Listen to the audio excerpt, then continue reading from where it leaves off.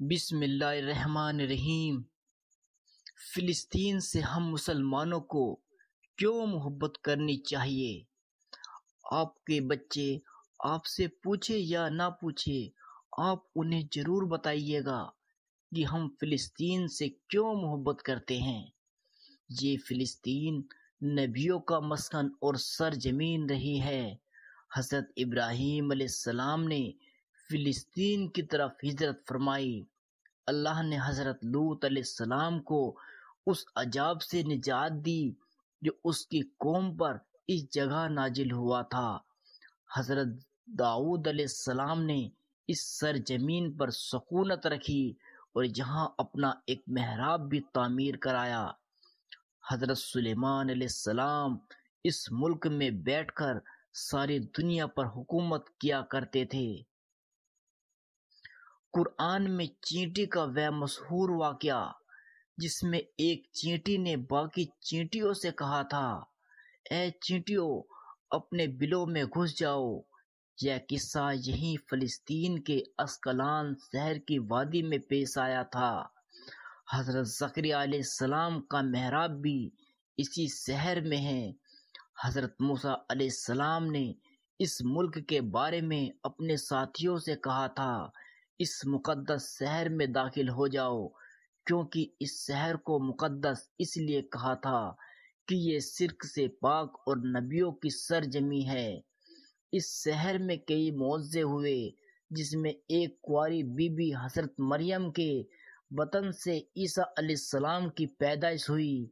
حضرت عیسیٰ علیہ السلام کو جب ان کی قوم نے قتل کرنا چاہا تو اللہ نے انہیں اسی شہر سے آسماں پر اٹھا لیا تھا۔ قیامت کی علامت میں سے ایک یہ بھی ہے کہ اسی جگہ حضرت عیسیٰ علیہ السلام کی واپسی اس شہر کے مقام سفید مینار کے پاس ہوگا۔ اس شہر کے مقام باب لود پر عیسیٰ علیہ السلام دجال کو قتل کریں گے۔ فلسطین کی ارض محشر ہے۔ اسی شہر سے ہی یاجوج ماجوج کا قتال اور فساد شروع ہوگا۔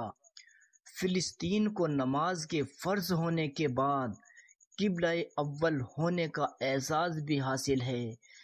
ہجرت کے بعد جبرائیل علیہ السلام اللہ کے حکم سے نماز کے دوران ہی محمد صلی اللہ علیہ وسلم کو مسجد اقصی سے بیت اللہ کعبہ کی طرف رخ کرا گئے تھے۔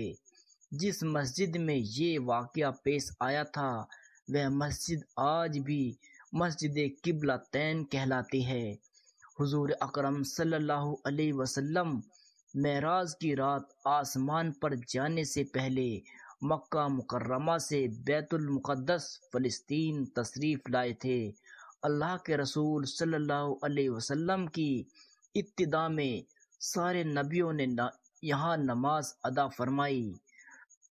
اسلام کا سنہری دور فاروقی میں دنیا بھر کی فتح کو چھوڑ کر محض فلسطین کی فتح کے لیے خود حضرت عمر رضی اللہ تعالی عنہ کو یہاں آ کر نماز ادا کرنا اس شہر کی عظمت کو بتاتا ہے۔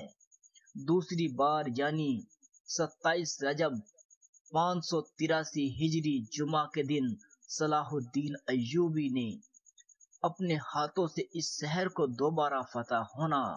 بیت المقدس کا نام قدوس قرآن میں پہلے سے ہوا کرتا تھا۔ قرآن نازل ہوا تو اس شہر کا نام مسجد اقصی رکھا گیا۔ اس شہر کے حصول اور رومیوں کے جبر و ستم سے بچانے کے لیے 5000 سے زیادہ صحابہ کرام رضی اللہ تعالی عنہ نے جام شہادت نوش کیا، اور شہادت کا باب آج تک بند نہیں ہوا، سلسلہ ابھی تک چل رہا ہے۔ یہ شہر اس طرح شہیدوں کا شہر ہے۔ مسجد اقصی اور شام کی اہمیت حرمین کی طرح ہے۔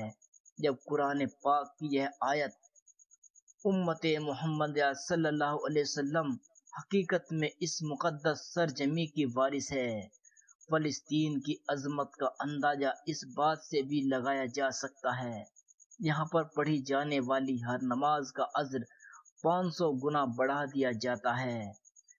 نگاہیں منتظر ہے بیت المقدس کی فتح کے لیے، نگاہیں منتظر ہے بیت المقدس کی فتح کے لیے، یا رب پھر کوئی صلاح الدین ایوبی بھیج دے۔